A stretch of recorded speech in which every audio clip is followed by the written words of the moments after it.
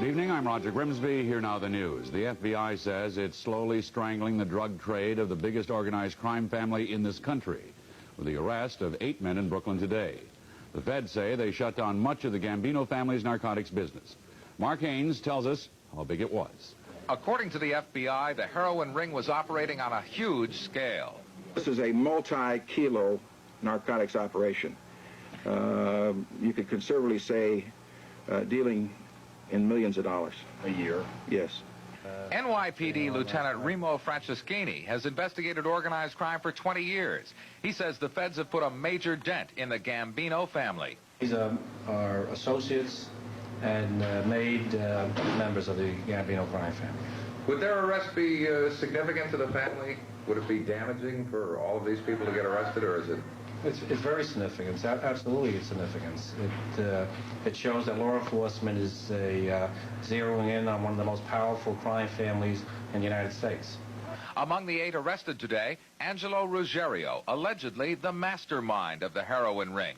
Gene Gotti, Ruggiero's right-hand man. John Carneglia, another major figure in the ring. And Salvatore Scala, a reputed soldier in the Gambino family. The FBI gathered most of its evidence against the ring by 2 methods. First, they had an informant who penetrated the ring. And second, they planted bugs in this house in Cedarhurst. On May 17, 1982, Angelo Ruggiero met with some people at this house and then met with Confederate Gene Gotti. The FBI wiretap log shows Gotti asked Ruggiero, "You sure those people weren't wired up?" Ruggiero replied, "They were wired up.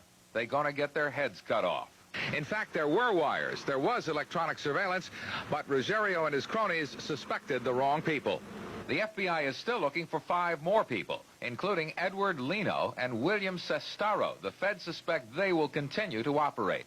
I think they're going to maintain a little lower profile in the immediate future, but I think they'll continue. Narcotics is just so lucrative that most people can't afford to stop that are involved. It's just a very profitable operation until you're caught. 4 or 5 years ago, New York and federal law enforcement officials launched a determined effort to infiltrate organized crime and bring it down. Today, those efforts are finally bearing fruit. And both New York and federal authorities say this morning's arrests are just the beginning. Mark Haynes, Channel 7 Eyewitness News.